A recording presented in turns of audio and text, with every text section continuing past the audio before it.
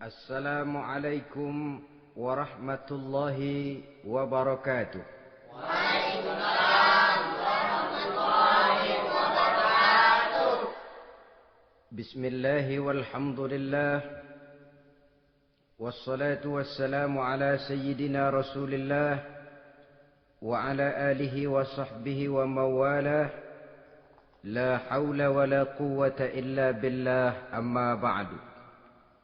Saudara-saudara kaum muslimin yang berbahagia,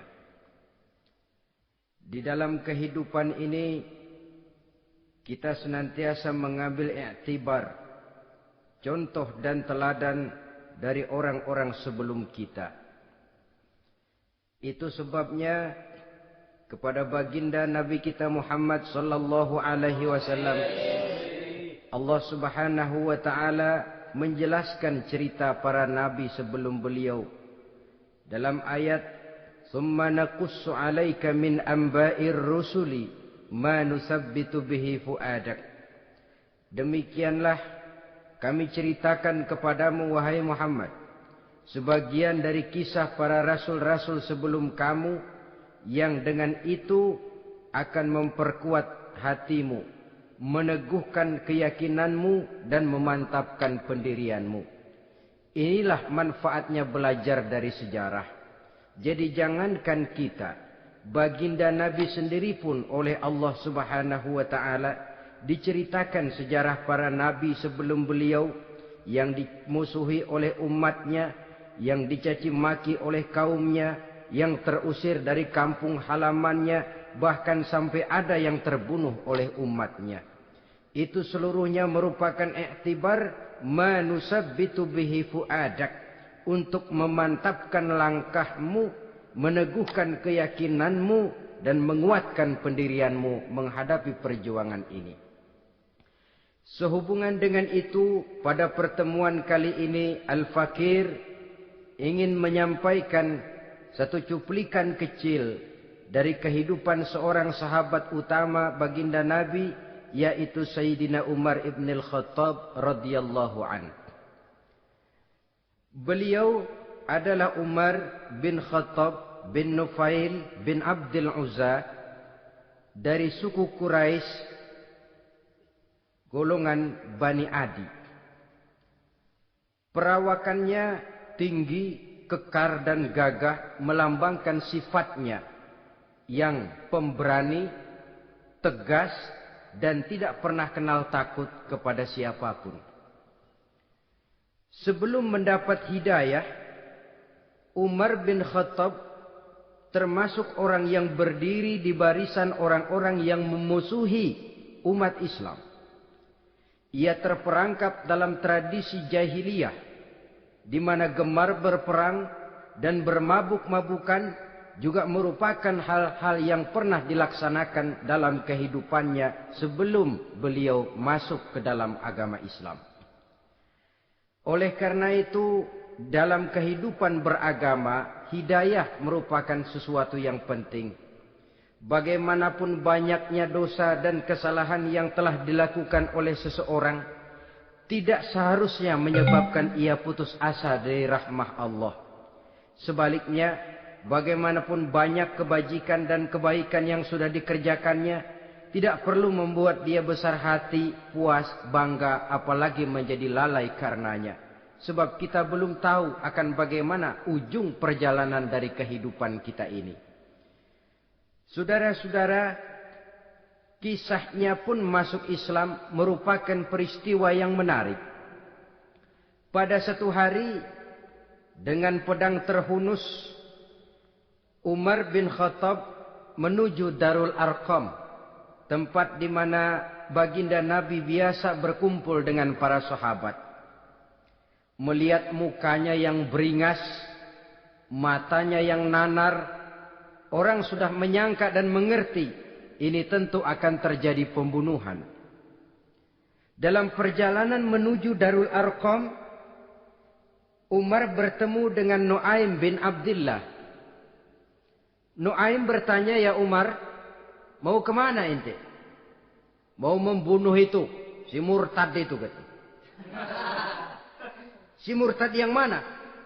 Yang mana lagi? Itu yang memecah belah kita, yang menghina berhala-berhala kita, yang menjelek-jelekkan nenek moyang dan keturunan kita.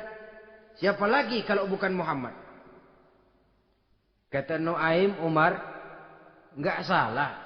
Tidak salah lagi. Salah Umar. Salah kenapa? Apa kamu enggak malu? Kamu mau pergi membunuh Muhammad. Sementara adikmu sendiri Fatimah, dia sudah termasuk salah seorang pengikut Muhammad. Mendengar ini, muka yang memang tadinya sudah marah dan merah, tambah jadi kelabu. Bukan main mangkelnya Umar bin Khattab.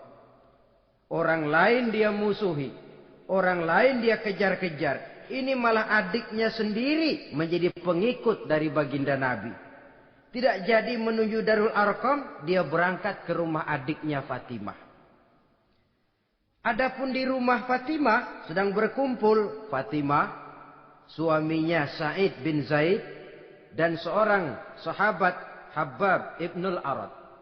Mereka sedang membaca Quran. Waktu itu Quran belum lagi dijilid macam sekarang. Jadi masih merupakan suhuf atau lembaran-lembaran tercecer saja. Ketuk pintu. Ya tentu tidak assalamualaikum karena dia belum Islam. Tok, tok, tok. Siapa di luar? Umar. Mendengar suaranya saja, ini sahabat yang namanya Habbab ibnul Arad sudah lari ke belakang pintu. Sambil komat kamit baca doa mohon diselamatkan oleh Allah. Adapun Fatimah yang sedang memegang suhuf, lembaran tulisan Quran itu, menyembunyikan suhuf itu di belakang bajunya. Umar masuk. Fatimah, saya bang. Apa benar berita yang saya dengar? Berita apa itu bang? Bahwa kau sudah masuk Islam. Bang, andai kata Muhammad memang benar, bagaimana?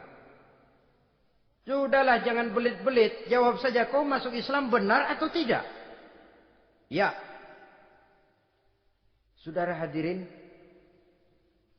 begitu dikatakan iya, tangannya langsung melayang, menampar muka adiknya ini, sehingga mengalir darah dari hidungnya. Suaminya Sa'id bin Zaid yang mencoba melindungi istrinya, dipegang lehernya, dibanting, diduduki dadanya. Oh ini jawara ini.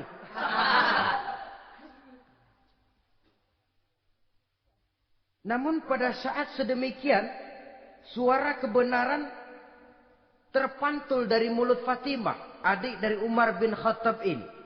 Umar, apakah engkau memukul orang yang bersaksi bahwa tidak ada Tuhan melainkan Allah dan Muhammad Rasulullah? Apakah engkau menganiaya seseorang yang terpanggil untuk mengikuti kebenaran? Manusia macam apa engkau, Umar? Saudara, memang dia orang keras, tapi hatinya mudah menerima kebenaran. Sehingga mendengar kalimat adiknya ini tercenung dia sejenak. Melongo, bengong kata anak sekarang. Ini kalau tidak karena keyakinan yang mantap, tidak mungkin orang ini, anak adik saya ini bicara macam begini. Umar, mengapa engkau memukul orang yang bersaksi bahwa tidak ada Tuhan melainkan Allah dan Muhammad Rasulullah? Mengapa engkau pukul orang yang mengikuti kebenaran, menerima hidayah dari Allah? Begitu yakin dan mantapnya, walaupun di tengah satu hal yang sangat menakutkan. Siapa yang tidak takut orang Quraisy berhadapan dengan Umar bin Khattab yang dikenal sebagai singa padang pasir pada waktu itu? Malahan dia termasuk salah seorang jagoan di tradisi masyarakat jahiliyah itu. Ada satu pasar yang namanya pasar Ukaz. Tiap tahun di pasar itu diadakan pesta. Pertama pertandingan syair. Jadi penyair waktu itu jadi kebanggaan. Syair-syair yang menang itu digantung di dinding Ka'bah. Jadi setiap suku akan bangga kalau mempunyai ahli syair yang hebat. Nah, lalu diadakan juga lah perlombaan balap kuda, memanah, termasuk gulat. Lah Umar ini tiap kali pertarungan mesti menang. Belum pernah ada yang berhasil mengalahkan dia. Jawara. Saudara-saudara, mendengar adiknya begitu mantap hatinya. Apalagi ketika adiknya berkata begitu, suhuf, lembaran yang disembunyikan di belakang bajunya tersembul. Apa yang kau sembunyikan di balik bajumu itu? Suhuf. Apa suhuf itu? Lembaran Al-Quran. Coba saya lihat. Enggak boleh. Kenapa? Kamu kotor. Orang kotor tidak boleh megang Quran. Saya mau lihat. Enggak boleh. Kalau kamu mau lihat, mandi dulu. Diturutinya permintaan adiknya itu.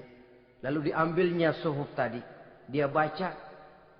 Kebetulan ayat yang dibacanya, ayat pertama dari surah Toha, yang berlanjut dengan ayat 14 pada surah yang sama. Dia baca. Bismillahirrahmanirrahim. Toha. Ma anzalna ilaikal Qur'ana litashqa illa tazkiratan liman yakhsha. Taha, tidaklah aku turunkan Al-Quran ini untuk bikin sukar manusia, melainkan merupakan pengingat bagi orang-orang yang takut kepada Allah. Lalu pada ayat ke-14, Innani anallahu la ilaha illa ana fa'budni. Sesungguhnya akulah Allah. Tidak ada Tuhan melainkan aku. Maka hendaknya hanya kepadakulah kamu menyembah. Wa aqimis salata li dzikri. Dirikanlah salat untuk mengingat aku. Inna sa'ata atiyatun akadu ukhfiha litujza kullu nafsim ma tas'a. Sesungguhnya kiamat itu pasti akan datang. Yang sengaja waktunya kami tidak beritahukan kepada kamu semua. Untuk kami balas setiap orang tentang apa saja yang telah mereka lakukan dalam kehidupan di dunia ini. Setelah membaca ayat ini, gemetar tangannya. Ah, ini sih nggak main-main ini. Ini belum pernah saya baca ajaran semacam ini.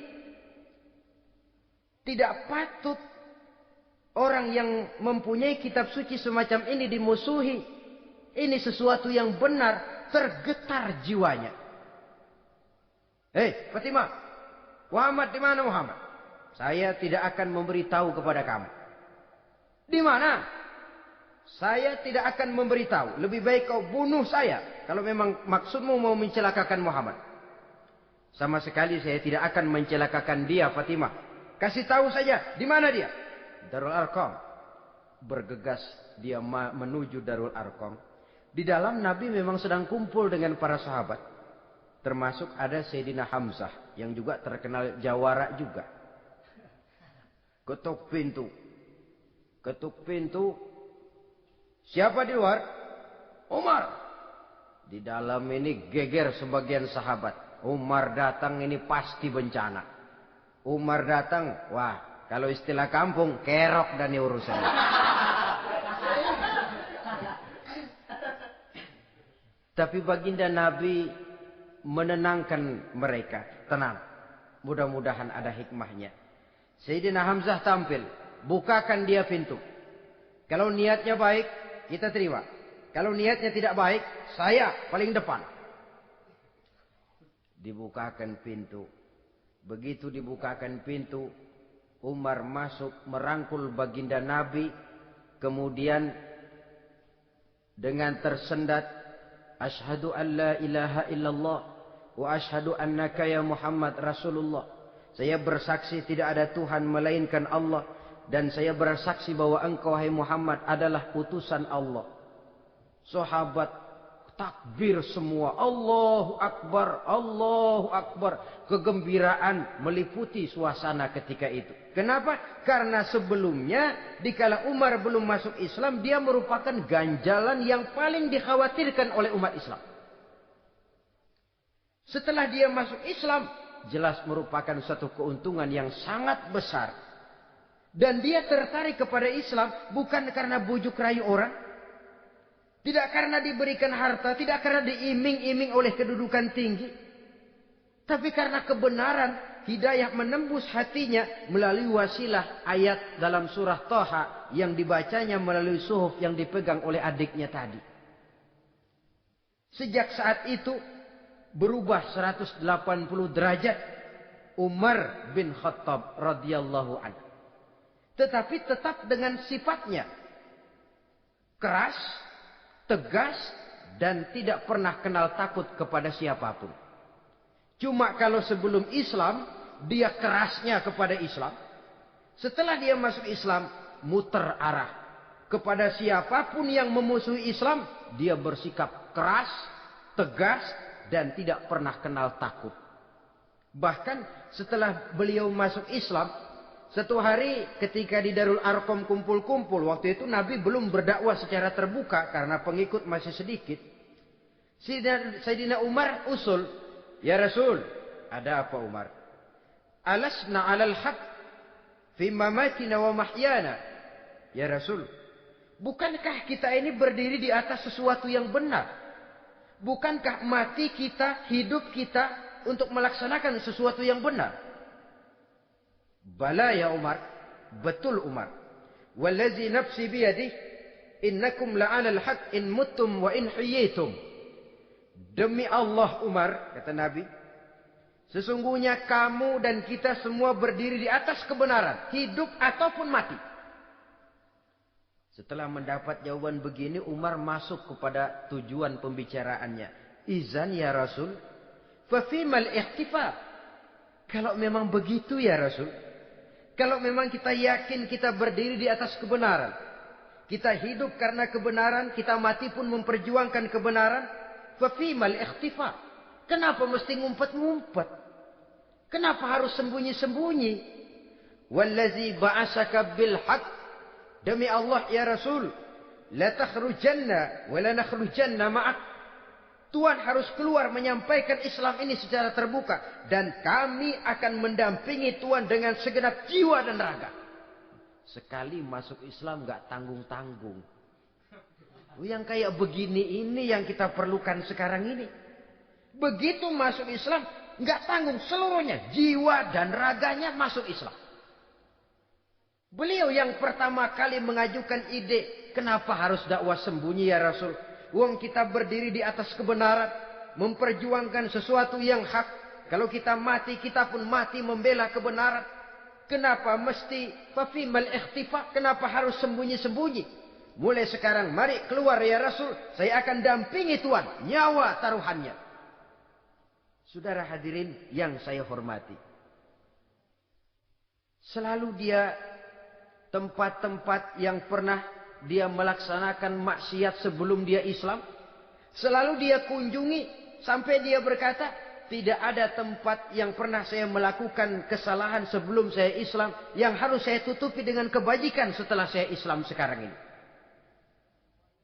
Bahkan ada satu riwayat menjelaskan beliau itu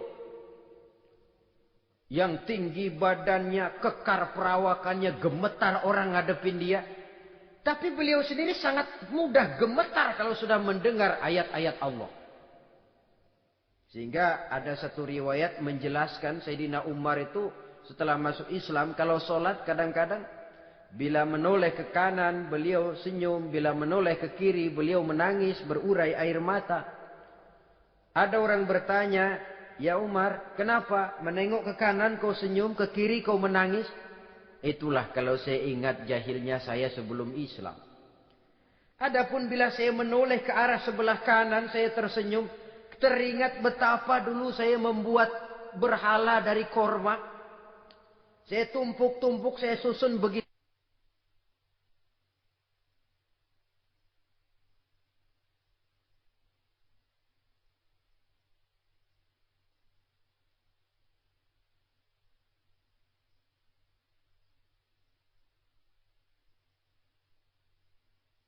Itu rupa. Setelah saya sembah, saya makan itu korma. Gagah betul saya waktu itu. Sampai Tuhan pun saya makan. Adapun kalau saya menoleh ke kiri, teringat putri kesayangan saya yang terbawa oleh tradisi jahiliyah. takut menanggung aib, merasa malu mempunyai anak perempuan sampai dia terkubur hidup-hidup. Berurai air mata saya mengingat semua itu. Padahal Nabi sudah memberikan jaminan. Sebab saudara jangan lupa, orang kafir masuk Islam, dalam Islam itu dihitung dari bayi lagi. Dari nol, itulah untungnya. Jadi misalnya sudah 60 tahun, dari kecil sampai 60 tahun kafir. Umur 61 masuk Islam. Nah, sejak umur 61 itulah yang dihisab oleh Allah. 60 tahun ke bawah gratis bersih pemutihan. Istimewa betul. Tapi jangan lalu diniatin, gua kafir aja. Nanti sudah tua-tua mau giliran mati baru Islam. Nah, itu diniatin lain. Ini yang karena faktor hidayah, saudara-saudara. Nah, cintanya kepada baginda Nabi luar biasa. Dalam setiap pertempuran beliau selalu di front terdepan. Bahkan demikian cintanya sampai ketika hari di mana baginda Nabi wafat, saudara-saudara. Disampaikan berita wafat Nabi kepada Umar ini. Ya Umar, baginda Nabi sudah wafat. Kamu ngomong apa? Baginda Nabi sudah wafat. Bukan sedih, nyabut pedang, keluar matanya melotot. Siapa yang bilang Muhammad mati, saya tabas batang lehernya. Begitu cintanya beliau kepada baginda Nabi, sampai-sampai nggak menerima kalau Nabi wafat. Taruhlah nggak bisa mati bersamaan, bolehlah mati beriring-iring saja barangkali maksudnya. Saudara-saudara, cabut pedang, kelayaban kemana-mana. Ayo, siapa ngomong Muhammad mati, saya tabas batang lehernya. Sampai bertemu dengan Sayyidina Umar, Sayyidina Abu Bakar. Di tempat orang banyak, Sayyidina Abu Bakar yang bijaksana ini pidato. Ayuhan nas, man kana ya'budu Muhammadan fa inna Muhammadan qad mata. Wa man kana ya'budu Allah fa inna Allah hayyun la yamut. Wahai manusia, barang siapa yang menyembah Muhammad, maka Muhammad sudah mati. Tetapi barang siapa yang menyembah Allah, Allah akan hidup selamanya dan tidak akan pernah mati. Mendengar pidato ini, Sayyidina Umar sadar bahwa sebenarnya yang tidak bisa mati itu cuma Allah. Bagaimanapun agungnya baginda Nabi, besarnya baginda Nabi, tinggi akhlak budi pekertinya Nabi, cintanya beliau kepada Nabi, Nabi manusia. Dan manusia harus mati. Kemudian dibacakan surah Ali Imran ayat 144. Wa ma Muhammadun illa rasul qad khalat min qablihi rusul afa immata aw qutilan qalabtum ala aqabikum. Muhammad tidak lain daripada manusia, telah datang kepadanya rasul. Apakah jika ia mati engkau kembali menjadi murtad atau mundur ke belakang? Mendengar ayat ini dibacakan, Sayyidina Umar sadar, berurai air matanya, menangis dalam kesedihannya. Ini cintanya yang demikian tinggi kepada baginda Rasulullah sallallahu alaihi wasallam. Begitulah seluruh kesalahan yang dia lakukan pada saat sebelum dia masuk Islam, berusaha dia tutupi dan dia tebus dengan segala kebaikan, pengabdian, perbuatan soleh setelah dia masuk Islam. Sehingga diajarkan oleh baginda Nabi, ittaqillaha haitsu ma kunta wa atbi'i sayyi'atal hasanata tamhuha wa khaliqin nasa bi khuluqin hasanin. Bertakwalah kamu kepada Allah, kata Nabi, dimanapun saja kamu berada. Jadi takwa tidak kenal tempat. Dimanapun saja kamu berada, bertakwalah kepada Allah. Di rumah takwa, di pasar takwa, di kantor takwa, di tengah orang banyak takwa, pada waktu sendirian takwa. Ittaqillaha haitsu ma kunta. Bertakwalah kau kepada Allah dimanapun saja kamu berada. Jangan takwa pakai tempat. Di masjid takwa, di kantor nyolong. Itu tidak haitsu makunta. Yang diajarkan oleh Nabi, dimanapun kamu berada, bertakwalah kepada Allah. Wa atbi'i sayyi'atal hasanah tamhuha. Dan iringi perbuatanmu yang salah dengan kebaikan. Jadi kalau satu saat terselip kita berbuat salah, cepat iringi dengan kebaikan. Tamhuha, dengan harapan kebaikan yang kita kerjakan akan menutupi dosa yang terselip kita lakukan. Ngomongin orang, astagfirullahalazim. Banyak istighfar. Istighfarnya mudah-mudahan bisa nutupin dosa karena ngomongin orang. Tapi jangan lalu tambah sulap. Ngomongin orang istighfar. Terus ngomongin lagi istighfar lagi. Itu tentu tidak bisa dengan cara begitu. Barangkali terselip pernah mengambil harta orang tanpa alasan yang hak. Imbangi dengan rajin sedekah misalnya. Barangkali pernah menyakiti hati orang, imbangi dengan perbuatan yang bisa menyenangkan hati orang lain. Itu namanya mengiringi perbuatan yang bersifat salah dengan kebajikan. Ini yang dilakukan oleh Sayyidina Umar. Setiap pelosok hampir dia datangi. Tempat-tempat di mana dia pernah melakukan kesalahan sebelum Islam, di sana dia tegakkan kebajikan dan kebaikan. Kegagahannya, keperkasaannya, keberaniannya sepenuhnya bulat-bulat sudah diwakafkan untuk kepentingan Islam. Saudara hadirin yang saya hormati, diperlukan orang-orang yang punya keberanian macam Sayyidina Umar.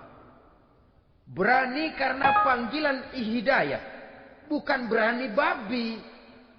Babi berani juga babi, cuman nyeruduk. Artinya berani yang tanpa pertimbangan. Berani yang tanpa pertimbangan pada akhirnya akan menyulitkan kita sendiri. Beliau gagah, beliau berani, beliau punya kekuatan, beliau punya wewenang. Dan itu dimanfaatkannya untuk menjadi backing baginda Nabi kita Muhammad sallallahu alaihi wasallam. La takhrujanna wa la nakhrujanna ma'ak ya Rasul. Ya Rasul, keluar, sampaikan dakwah secara terbuka. Saya akan mendampingi Tuhan. Jika ada yang ganggu Tuhan, saya paling depan. Backing yang mendampingi Rasul untuk menyampaikan risalah Islamiyah ini. Saudara hadirin yang saya hormati, wa khaliqin nasa bi khuluqin hasanin, kata Nabi. Dan pergaulilah manusia dengan akhlak yang baik. Karena dengan ini kau bisa mengambil hati orang. Dalam hadis lain katakan, innakum la tas'una an-nasa bi amwalikum walakin yas'uhum minkum bastul wajhi wa husnul khuluq. Kamu tidak akan bisa menyenangkan orang banyak dengan hartamu, tapi kamu bisa ambil hati mereka dengan budi pekerti yang luhur dan muka yang manis. Dengan harta belum tentu kita bisa menyenangkan semua orang. Tapi budi pekerti yang luhur, muka yang manis, itu yang akan bisa membuat kau menyenangkan orang banyak.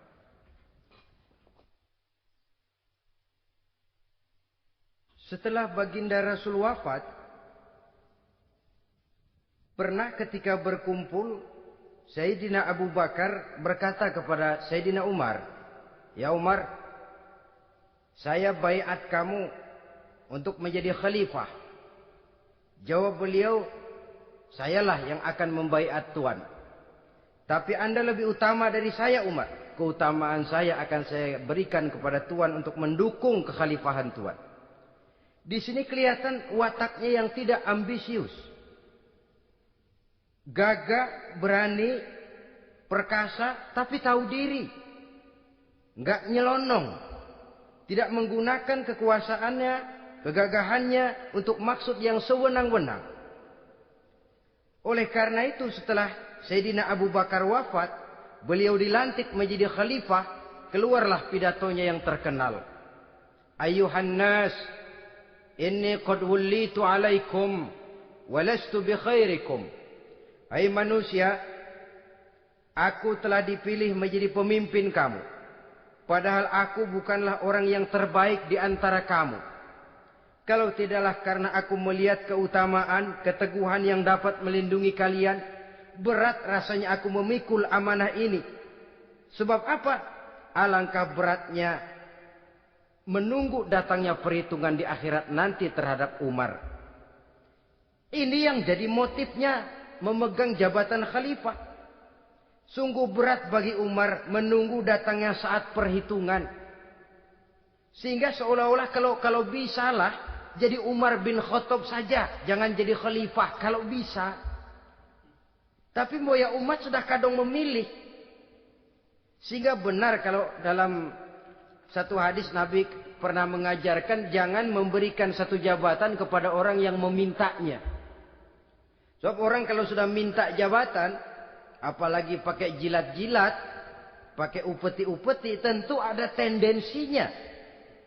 Ada batu di balik udang. Kalau udang di balik batu kan mungkin nggak kelihatan. Tapi kalau batu di balik udang kelihatan betul itu. Ada maunya, ambisinya. Jangan memberikan satu jabatan kepada orang yang memintanya. Seakan di batinnya Sayyidina Umar menyesali. Kenapa Umar nggak jadi Umar saja, kok mau jadi khalifah gitu. Alangkah berat perhitungan buat saya di akhirat nanti. Nah, setelah jadi khalifah, sebagai satu i'tibar, saya akan mencoba mengemukakan beberapa sifatnya yang menonjol untuk pelajaran buat kita semua. Pertama, sikapnya terhadap keluarganya setelah beliau menjadi khalifah.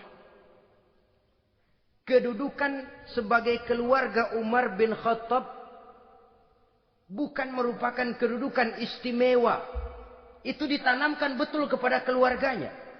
Jangan karena bapakmu khalifah, lalu mentang-mentang anak khalifah kau merasa dapat fasilitas, merasa bisa berbuat semau-maumu, kau harus punya tanggung jawab dan beban moral, memberikan contoh yang lebih baik kepada rakyat. Ini yang ditekankan kepada keluarganya. Kalau beliau mau mengeluarkan undang-undang, undang-undang itu lebih dahulu dibicarakan di tengah keluarganya, kumpul anak-anaknya, ini akan ada undang-undang begini. Siapa di antara kalian mau mentaati, persilahkan. Yang tidak pun persilahkan. Tapi saya ingatkan, kalau ada dari keluarga Umar yang melanggar peraturan yang saya keluarkan ini, saya akan menghukumnya 2 kali lipat karena dia keluarga saya. Menghukumnya 2 kali lipat karena dia keluarga saya. Jadi bukan mentang-mentang anak babe, lalu kebal hukum. Tidak.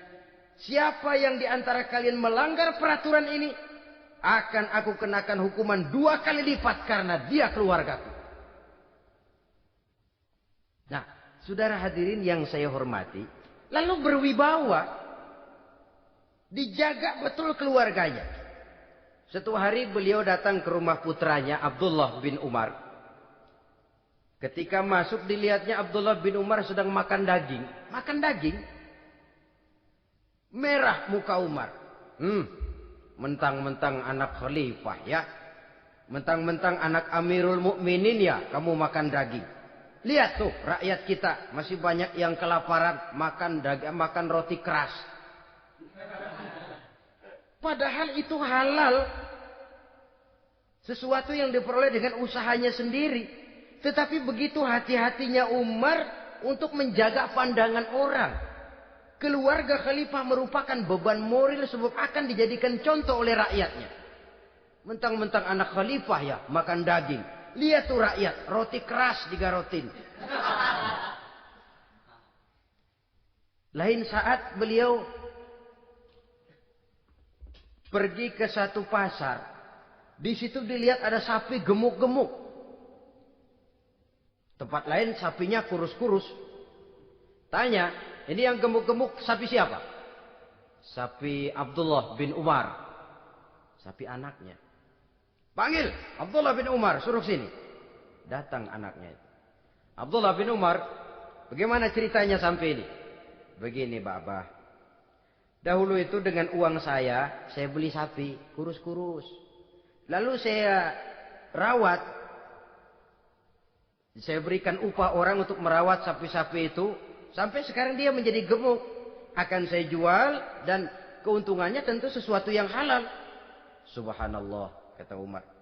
Kau ini anak Amirul Mukminin. Jual sapimu. Ambil modalnya, untungnya, masukkan Baitul Mal untuk urus kepentingan orang Islam.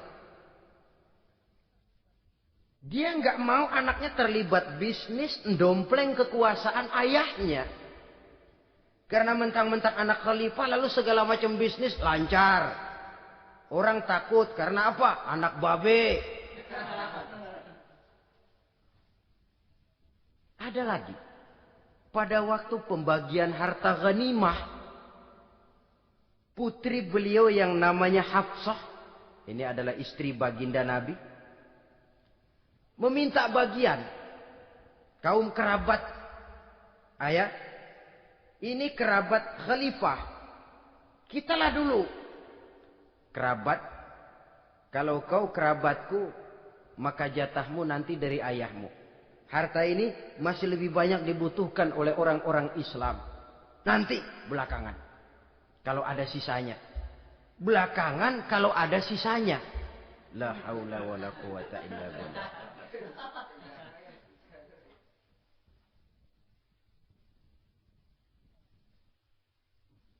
Saudara hadirin, itu terhadap keluarganya. Kemudian apa sifat-sifat yang menonjol dari kepemimpinannya? Pertama, kesederhanaannya. Beliaulah satu-satunya khalifah, Amirul Mukminin, setingkat presiden kalau sekarang, yang punya jubah cuma 2 dan 1 pun punya anaknya. Tambelan lagi.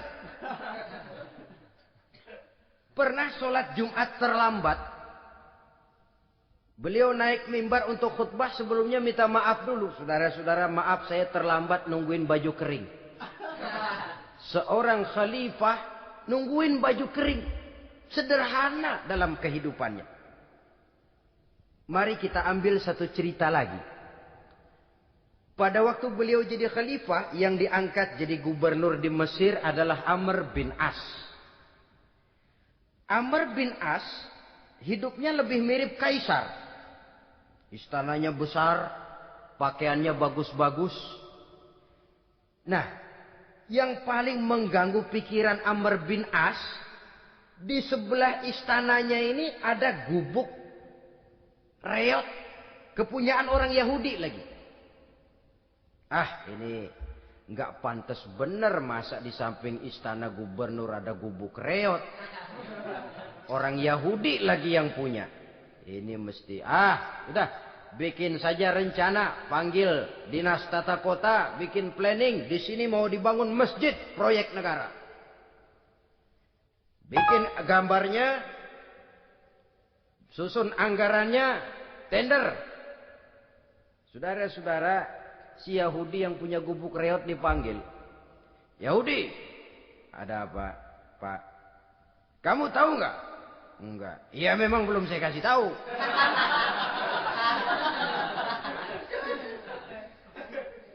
Ada apa, Pak? Itu kamu punya gubuk.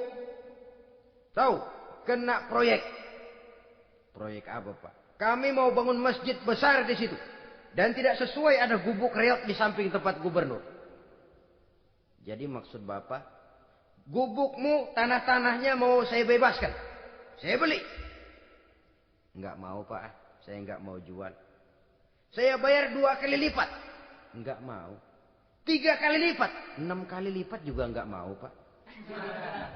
Saya dari muda peres keringat banting tulang cuma segitu-gitunya, Pak, tempat saya tinggal. Gubuk reot sama tanahnya sedikit. Makmur saya, Pak, cuma rumah sama sumur.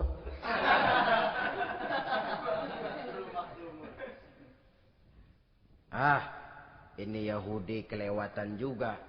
Akhirnya turun perintah, sudah, kalau dia nggak mau dibebaskan, gusur saja, tarik, ambil bulldozer. Digusur. Yahudi ini berurai air matanya. Aduh, begini jadi rakyat kecil, udah jatuh ketiban ember lagi. Tapi pikir-pikir Amr bin As kan bukan yang paling atas. Dia kan cuma pejabat, masih ada atasannya lagi. Lapor lapor. Yahudi ini berangkat ke Madinah. Bayangkan dari Mesir ke Madinah. Jalan. Di sepanjang jalan dia berpikir. Fikir membanding-banding. Kalau gubernurnya saja istananya begitu mewah, apalagi khalifahnya. Kalau gubernurnya galak main gusur, apalagi khalifahnya. Dan saya bukan orang Islam, apa dia lemin ngadu? Apa dapat tanggapan? Berangkat dia sambil harap-harap cemas. Sampai di pintu kota Madinah. Dia temui orang lagi tidur di bawah pohon korma. Selamat siang Pak. Ada apa? Pak. Apa? Mau lapor. Lapor apa? Bapak tahu Khalifah Umar bin Khattab? Tahu? Istananya di mana Pak? Istananya di atas lumpur. Di atas lumpur. Di atas lumpur. Pengawalnya banyak Pak. Banyak. Siapa Pak? Yatim piatu, janda-janda tua, orang-orang miskin, orang-orang lemah. Itu pengawalnya. Pakaian kebesarannya apa sutra apa Pak? Pakaian kebesarannya malu dan takwa. Saya nggak ngerti Pak. Itulah Umar bin Khattab. Lalu orangnya sekarang di mana Pak? Di depan ente. Rupanya yang dia tanya itulah orangnya. Gemeter Yahudi ini. Keringat bercucuran. Coba istananya di atas lumpur. Sebab beliau berprinsip. Bagaimana saya bisa menghayati nasib rakyat kalau saya tidak merasakan apa yang mereka rasakan.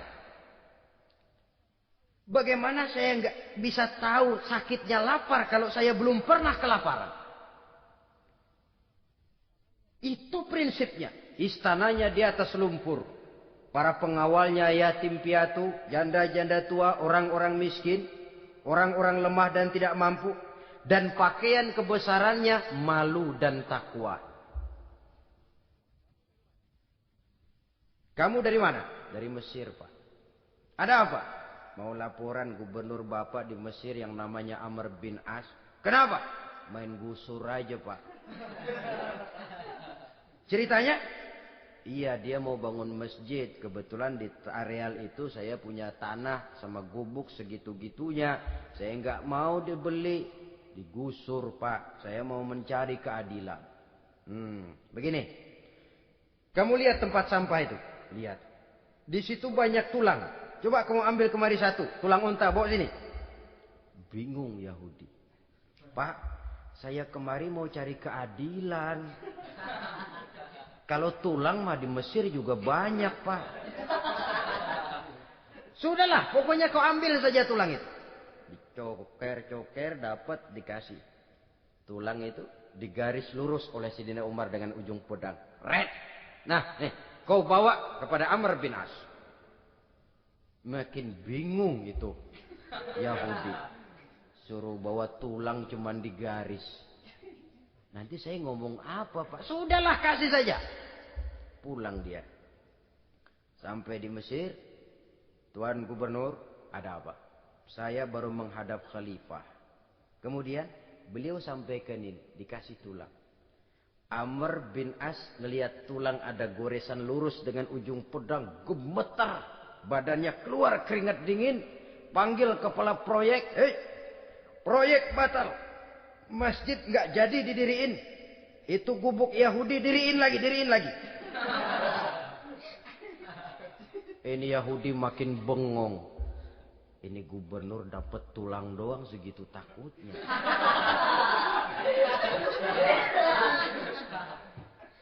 Ada apa sebenarnya Tuan Gubernur? Kamu tahu?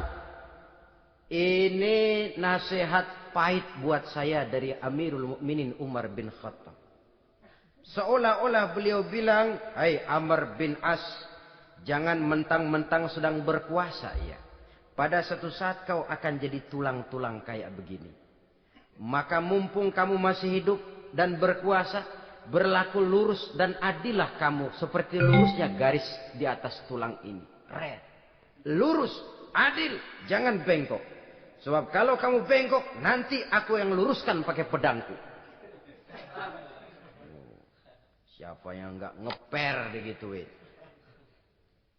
Sampai akhirnya apa? Kata si Yahudi, Pak, kalau begitu Islam adil ya. Adil.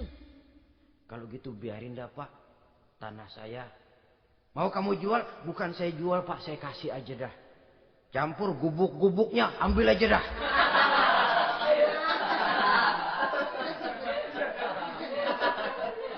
Masuk Islam si Yahudi ini oleh karena keadilan dari Umar bin Khattab. Begitulah kesederhanaan hidupnya. Sampai saudara, yang ironi betul,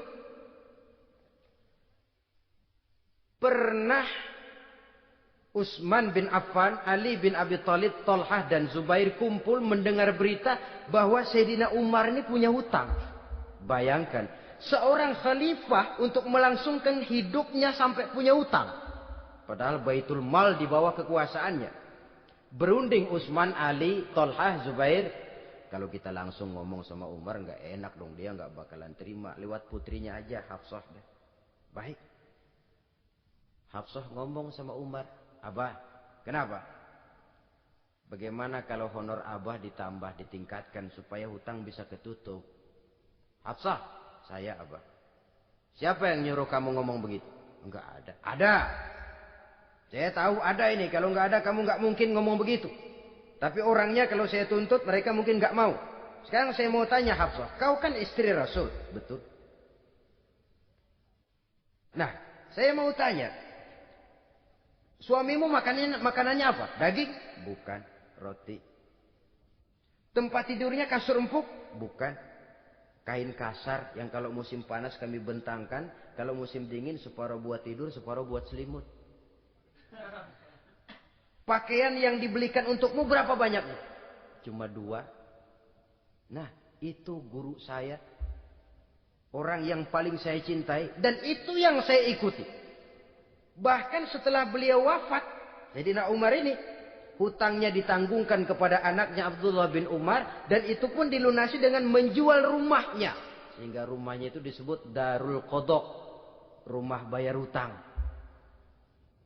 Begitu kesederhanaannya. Jadi nggak pakai aji mumpung. Mumpung jadi khalifah lalu kayak ikan gurita. Tangan yang mana aja megang. Itu kan mental monyet.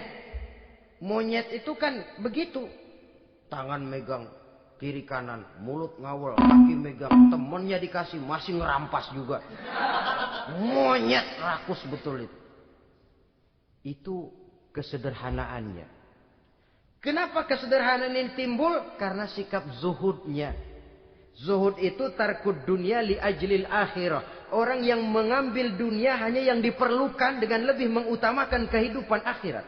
Watak zuhudnya yang sangat menonjol. Dialah pahlawan yang paling berani di medan perang. Dialah imam yang paling khusyuk di masjid. Dan tidak jarang kalau sholat sendiri. Begitu membaca ayat yang menceritakan neraka. Nangis berurai air matanya. Saudara hadirin ma'asyiral muslimin rahimakumullah. Jadi kesederhanaan dan kezuhudan ini bukan lewat teori. Disampaikan oleh Umar. Bukan lewat penataran seluruh aparat. Tidak. Lewat contoh konkret. Inilah saya. Contoh sederhana dan zuhud. Bagaimana saya akan bisa merasakan penderitaan rakyat kalau saya sendiri tidak pernah menderita. Bagaimana saya akan tahu sakitnya lapar kalau saya belum pernah kelaparan. Maka tanpa penataran, tanpa upgrading segala macam. Berhasil karena prinsip keteladanan. Beliau jadi contoh utama. Dan sumber utamanya tentu tidak lain karena contoh dari baginda Nabi besar Muhammad sallallahu alaihi wasallam. 2, sederhana, yang kedua zuhud. Yang ketiga, sifat yang menonjol dari kekhalifahannya adalah adil. Kalau sudah bicara soal hukum, dia tidak pernah kenal kompromi. Adalah seorang pemuka Nasrani masuk Islam. Namanya Jabalah bin Aiham. Ketika dia bikin haji, kain ihramnya keinjak orang Arab yang hitam. Baduy. Jengkel. Dia merasa bekas tokoh. Enak aja nih orang udah jelek nginjak lagi. Ditempeleng orang tadi. Orang ini lapor kepada Umar. Panggil Jabalah bin Aiham. Panggil. Kau ditampar? Betul Khalifah. Tampar dia. Tampar lagi. Dipukul orang itu. Di depan Sayyidina Umar. Jadi tidak karena kau ini bekas kepala suku. Kau ini bekas orang terhormat. Lalu ada kebijaksanaan yang tidak bijaksana. Kebijaksanaan yang akhirnya jadi tidak bijaksana. Dan itu memang sudah dimulai dengan memblokir keluarganya. Tidak satu keluarganya pun yang boleh mempunyai perasaan bahwa menjadi keluarga khalifah merupakan fasilitas dan keuntungan. Kau jangan makan di atas punggungku. Kau jangan menikmati fasilitas di atas keringatku. Dan tidak ada keinginan mewariskan jabatan khalifah kepada anak-anaknya. Pernah beliau musyawarah. Saya bingung. Kenapa khalifah? Gubernur Kufah ini sulit nyari orang. Diangkat yang lemah, rakyat ngeluh. Diangkat yang keras, rakyat juga ngeluh. Ada calon khalifah. Kalau ini mah nggak salah lagi nih buat gubernur Kufah. Siapa? Abdullah bin Umar. Anak beliau sendiri. Melotot matanya. Jangan macam-macam kau. Cukup satu orang Umar memegang jabatan ini. Kalau berhasil, kami keluarga Umar sudah merasakannya. Kalau gagal, cukup kegagalan seorang Umar. Tidak berusaha mengorbitkan anaknya. Wah, anak babeh diangkat jadi jadi ano. Tidak, malah diblokir. Cari yang lain. Tapi Abdullah bin Umar cukup syarat ya khalifah. Dia orang bertakwa dan soleh. Yang takwa dan soleh bukan cuma anak Umar. Anak orang lain juga banyak yang takwa dan soleh. Itu prinsipnya. Sehingga ketegasannya ini membuat orang jadi sungkan. Dan tidak seorang pun berani kirim-kirim upeti hadiah. Pernah itu ada pejabat dari Azerbaijan kirim makanan. Kue. Mending apa? Kue. Gitu dicicipi enak. Enak juga ya kue ini. Enak khalifah. Ini di sana apa makan rakyat biasa? Bukan. Ini makanan orang-orang fit. Nah, dibungkus lagi itu kue. Dibungkus. Ontamu mana? Di luar. Ambil. Bawa pulang. Serahkan lagi kepada gubernur di sana. Kasih tahu. Salam dari Umar bin Khattab. Kenyangkan dulu rakyat. Dengan makanan seperti ini. Kita belakangan. Jadi kalau rakyat lapar. Saya orang pertama yang akan merasakan kelaparan. Tapi kalau rakyat makmur. Biarlah saya menjadi orang terakhir yang kenyang. Kan bagus prinsip itu. Jikalau rakyat kelaparan, saya akan jadi orang pertama yang merasakan lapar. Tapi kalau rakyat makmur, biar saya jadi orang terakhir yang kenyang. Jangan dibalik. Pada saat rakyat kelaparan, dia kekenyangan. Dan selanjutnya, sikap keadilannya ini, saudara-saudara, menyebabkan hukum lalu jadi berwibawa. Pernah, beliau jalan-jalan di lorong kota Madinah. Di tempat yang namanya Harak bersama Aslam. Ada ibu-ibu. Anaknya nangis. Lapar ma. Lapar ma. Sabar dikit lagi matang katanya. Emang tuh ibu lagi ngerebus. Bunyi. Air ngegulak. Luguk, luguk, luguk. Umar lihati dari jauh. Belum juga matang. Belum juga matang. Nih anak dari nangis, lapar, sampai capek nangis, sampai tidur. Anak tidur, Umar samperin. Bu, emang masak apa sih kok nggak bisa matang? Saya nggak masak apa-apa tuan. Itu pating kerubuk apa? Ketika dibuka ya cuma air saja. Subhanallah, ibu sudah ngebohongi anak ibu sendiri. Habis harus bagaimana tuan? Saya sudah nggak punya makanan untuk dimasak. Sementara perut nggak kenal kompromi. Jalan satu-satunya. Ya terpaksa anak saya bohongi. Saya bilang sebentar lagi matang. Sampai dia tidur sekarang ini.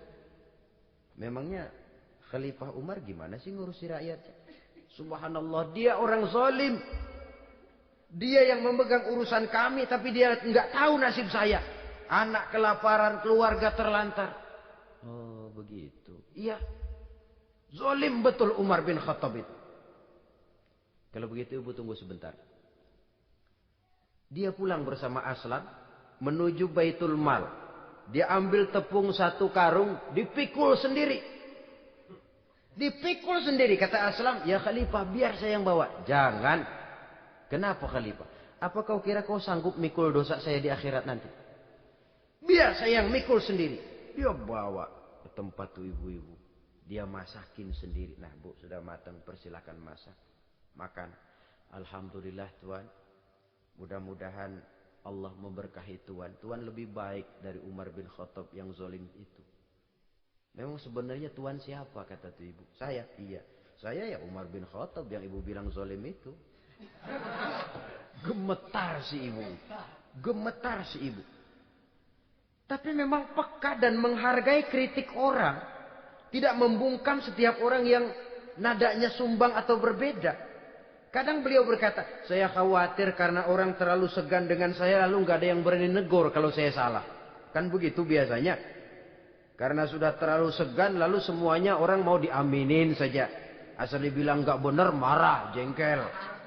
Lalu disingkirin, maunya diiyain, inge kulonuwun. Oke bos.